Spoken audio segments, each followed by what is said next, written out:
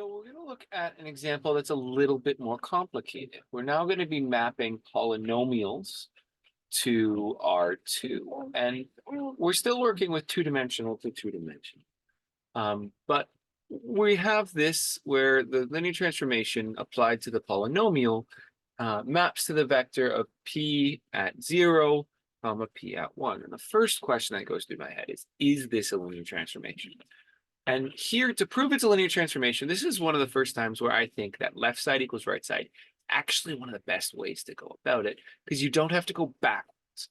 So on the left-hand side, what I'm going to do is I'm going to be looking at t applied to a px plus b gx. And here, a and b are in the set of real numbers because our scalars are real, and w is the set of real scale squared. And here, p and x and g of x, or sorry, not p and x and g and x, but p and g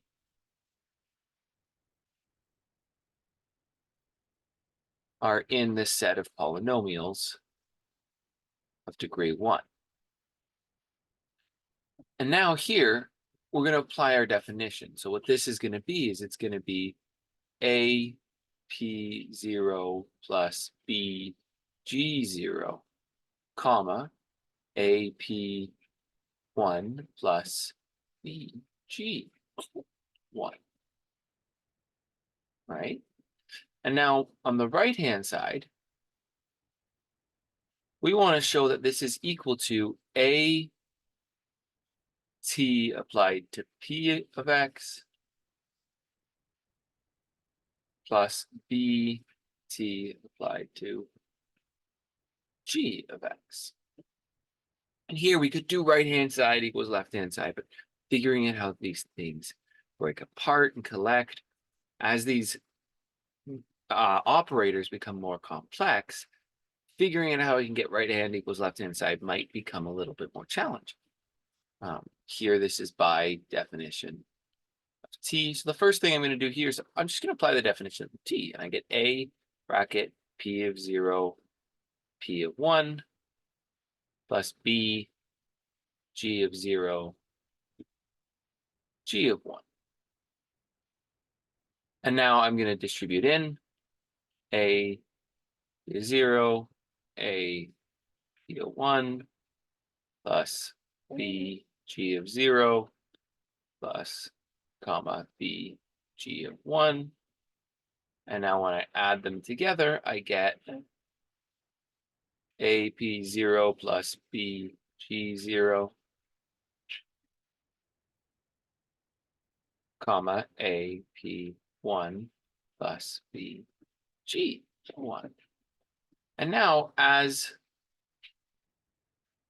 the left-hand side equals the right-hand side, t is a linear transformation. So we've proved it's a linear transformation. We've got this definition, and we proved, hey, we do form a linear transformation. And now we're asked to compute the matrix representation of t using alpha beta, and we're given the basis alpha being 1x and beta being 1, 1, 1, 2. And this might seem intimidating because all of a sudden I have bases for polynomials and R tuples, and they're not the same thing. How do I compute it? But we go back to those steps. We're going to look at what t does to the matrix 1. So t applied to 1 equals, well, if p of 0, plugging 0 into the function 1 is just 1, and plugging 1 into the function 1 is 1. So this is going to equal 1 times the vector 1, 1, plus 0 times the vector 1, 2, which is really nice. And now what we're going to do is we're going to look at what happens to t of x. And here, this is plugging in 0 to x, plugging in 1 to x, because my equation is what's p of 0, what's p of 1. So this is equal to 0, 1. And we're saying it's equal to A, 1, 1 plus B, 1, 2. And we showed in a previous video, creating your system of equations, that you get A equals -1 and B equals 1. So combining these together, our matrix representation in the coordinates alpha, beta is equal to 1, 0, -1, 1. And following that process of what's first,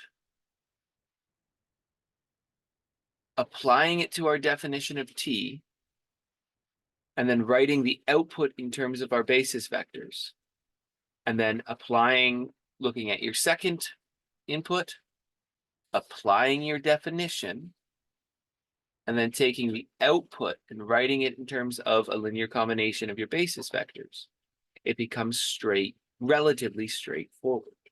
So while if you try to think of it in terms of how can I create this matrix, what does it truly mean? If you don't just lean back on this process, you might get confused. But if we just think about it in terms of the process, it's not any more complicated than anything we've been doing up to this point. And now we can move up a little bit, and we're going to be looking at what happened. How do I get V represented in the coordinates alpha? And here V is the polynomial 1 plus 3x. So here we're given 1 plus 3x equals A times 1 plus B times x. And we can see that this is going to be the coordinates vector 1, 3. And I encourage you to work on this yourself. See if you can figure out why that's true. So now what we want to do is we want to compute T of V. So to compute T of V, we simply are going to apply our definition of T to our vector 1 plus 3x. So we're looking at T of 1 plus 3x equals 1 plus 3, 0, 1 plus 3, 1. Because this is P of 0, this is P of 1. Oh, you're okay, little one. Sorry for the background noise. I just have Winnie here. This is going to give 1, 4. I'm just going to take a quick pause here. Sorry about that little break. Now, the last thing that we're going to do is we're going to verify that T alpha beta times V alpha is equal to T of V represented in beta. So, like what we've been doing this whole time, what is T of V in beta? What is T alpha beta multiplied by V alpha? And this here, we're going to be looking at to solve this, we're going to be looking at what is 1, 4 equal in terms of A, 1, 1 plus B, 1, 2. And we get the system of equations, A plus B equals 1, and A plus 2B equals 4. Creating our augmented matrix, we get 1, 1, 1, 2, 1, 4. R2 minus R1, placing R2 gives 1, 1, 1, 0, 1, 3. And then R1 minus R2, replacing R1, gives 1, 0, minus 2, 0, 1, 3. Which implies that we have the system of equations A equaling -2 and B equaling 3. So our coordinates is going to be minus 2, 3. And we want to show that that matrix multiplication is in fact the same. And if we go to our matrix, which we solved was 1 minus 1, 0, 1. So 1 minus 1, 0, 1, multiplied by the vector 1, 3. We're going to get 1 times 1 plus minus 1 times 3, 0 times 1 plus 1 times 3. And we indeed get the vector minus 2, 3, which is lovely that this process still works. And it's the same process that we're doing.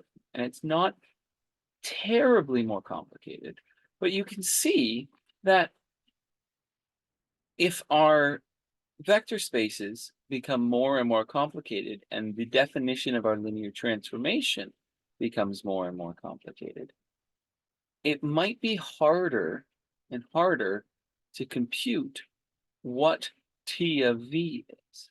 In this step, it wasn't as bad, but computing T of V might be more challenging for a generic vector.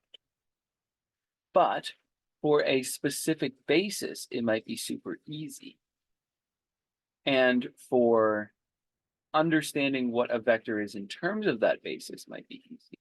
So it might be much more practical to go this route here than to always compute in this route.